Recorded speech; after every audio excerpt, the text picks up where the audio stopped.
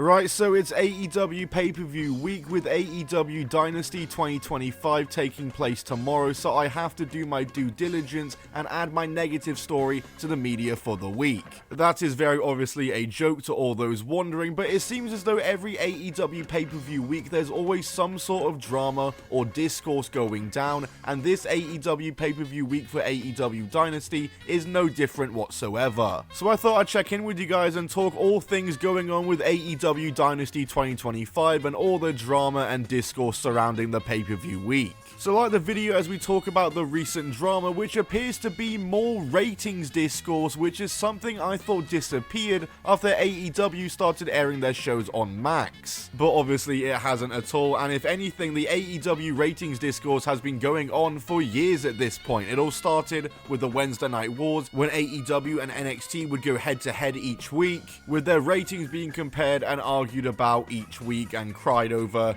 Yes, people genuinely went this far over the ratings. It makes no sense. And it's carried on for years, even though the Wednesday Night Wars ended, with AEW's ratings decline being a big point of contention and talking point for AEW critics and detractors. And when the new AEW broadcasting deal was announced to be involving Max and having their show simulcast on Max alongside TV, I really thought that could be the end to ratings discourse, but of course, it absolutely wasn't. And essentially, it's been a 3-month-long period of WWE fans arguing that AEW is dropping ratings, and AEW fans arguing that no, you can't say that because you're not including the Max ratings and nobody knows the Max ratings. And that's the key thing, the thing I said second there. Nobody knows what the ratings are for AEW on Max. It's a streaming service. They aren't known publicly like they are for TV and Nielsen ratings. It's different. We can't take into account the actual rating of Dynamite because we don't know the rating on Max. Or do we? Because in the last week, a big scoop came out from SE Scoops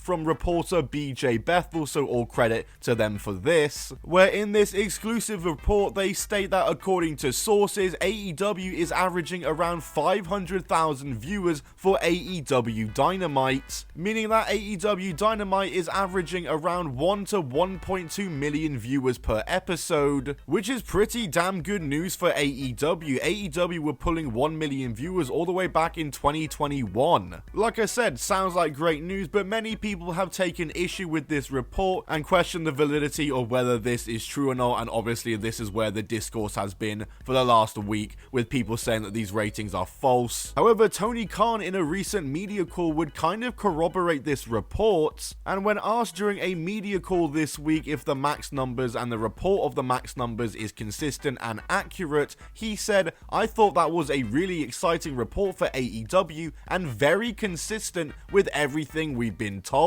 While the numbers are being kept close to vest, we're one of the top sports streaming shows, and that report was consistent with what I've heard." So whilst once again the ratings are not explicitly being said and confirmed, just a rumor or report really, even from AEW president Tony Khan, he's still saying, yeah, that report is pretty accurate to what I've been told what the ratings are, so 1 million viewers over for AEW Dynamite confirmed. Obviously everything in dirt sheets and wrestling news has to be taken with a grain of salt until it's officially confirmed, but I will say the only thing I noticed with this report is that it never mentions anything about live viewers on Max, so I don't know if it's combining viewers on demand at the same time and that's what ultimately pushes it over, not just the live viewer count. But right now you'll see on social media AEW fans waving their flags in victory, getting over 1 million viewers and now destroying NXT in the ratings every week allegedly, as opposed to the AEW detractors who are all questioning whether or not AEW are actually getting 500k viewers on Max. So yeah, it's just another AEW pay-per-view week nonetheless is pretty much what I'm saying. AEW Dynasty 2025 is tomorrow night, and I gotta say the card is looking pretty good, and I think the build has overall been pretty damn stellar, with the exception of the world title build, which other than this week has been pretty bad. I think this week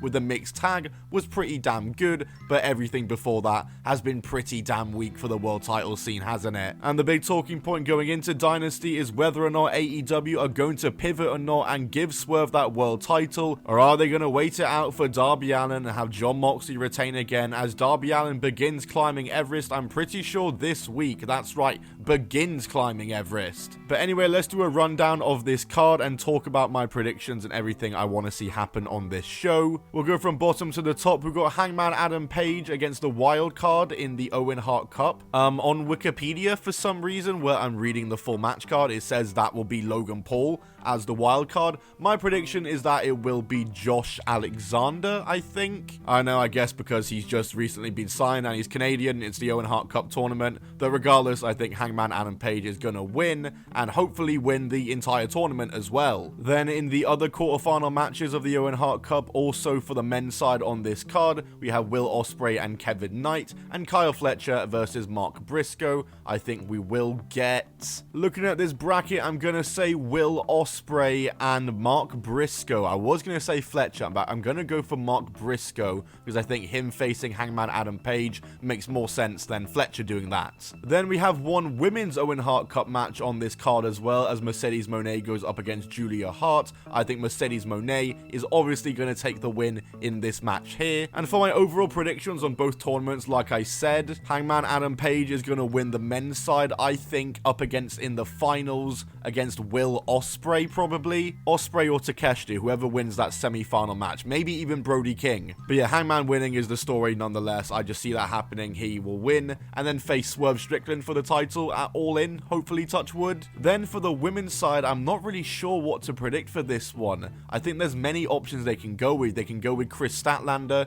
to get her stock up, or Jamie Hayter. Mercedes Moné and Athena are the obvious options because they're feuding with each other, both champions, and gonna face each other in the semi-finals guaranteed, so one of them is guaranteed in the finals. Me personally though, I'd love to see Billie Starkz win it. I'd love to see Mercedes Moné maybe make it to the finals, beating out Athena, and then Athena helps her protege beat Mercedes Moné, and that drives Mercedes Moné crazy for the rematch. And it would get Starkz very over in AEW with this big win very early into her AEW career. We then have the Hurt Syndicate against Big Bill and Brian Keith. I think very obviously the Hurt Syndicate are going to win this match. I think this match could be good though. I like Big Bill and Brian Keith as a tag team, to be honest. Daniel Garcia and Adam Cole for the TNT title. They've had a couple matches now for the TNT belt, I'm pretty sure. So I don't know if they'll finally pull the trigger and have Adam Cole win this, but it feels like Daniel Garcia just won it, so I'm gonna go for Daniel Garcia. Chris Jericho defending his Ring of Honor title in a title versus mask match against Bandido. Why on earth is the Ring of Honor World title still on AEW pay-per-view? I'm predicting Bandido to win.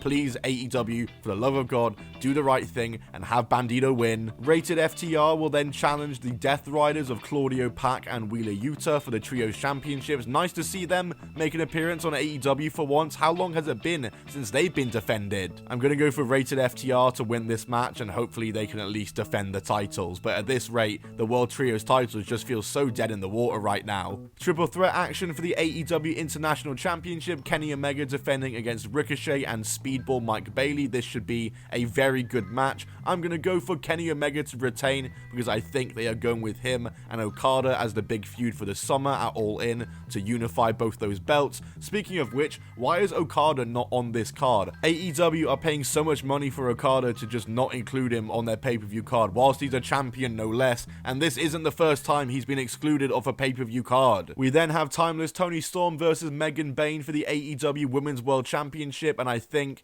AEW really should have Megan Bayne win this match. For me, Toni Storm has held and rules the women's division for so long now. She's been a champion 4 times, I believe this is her 4th reign, and I think overall she can use some time away from the belt, and some other women in the division can use some time with the belt feuding over it, with Toni Storm just away from the title for a bit, as Toni Storm is ultimately a character who doesn't need the title to be over. My overall idea is that Megan Bayne should win this match, and then Toni Storm should go off and feud with Jamie Hayter, as Toni Storm in kayfabe was the one who wrote off Jamie Hayter, and that's never been addressed since Jamie returned, so I think that could absolutely work. But yeah, I think Megan Bayne should win this match. If she is going to, is it my prediction?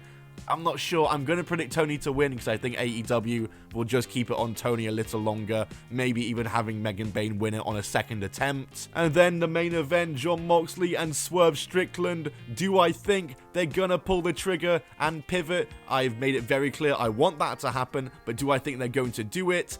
Yes, I believe that Swerve is going to win the title, and I just need to have this positive mindset going into the pay-per-view, and I just need to prepare to be disappointed as well in case though. But yeah, it's a must for Swerve to win this title at the pay-per-view. They need to pivot. Swerve is the right choice, with Hangman winning the Owen Hart tournament, facing each other at All In. it just writes itself. How can they not follow through with that? But that will be it for this video, talking all things AEW Dynasty and pay-per-view week and the big AEW ratings conspiracy going on right now. So if you did enjoy this video, then be sure to smash the like button and leave a comment down below with your thoughts on the upcoming AEW Dynasty pay-per-view event and the build-up to it and all the ratings discourse going on. Do you think that AEW is actually getting an extra 500k viewers or not? Subscribe those notifications on so you never miss a video. I'll see you all in the next one. Goodbye and keep on rolling.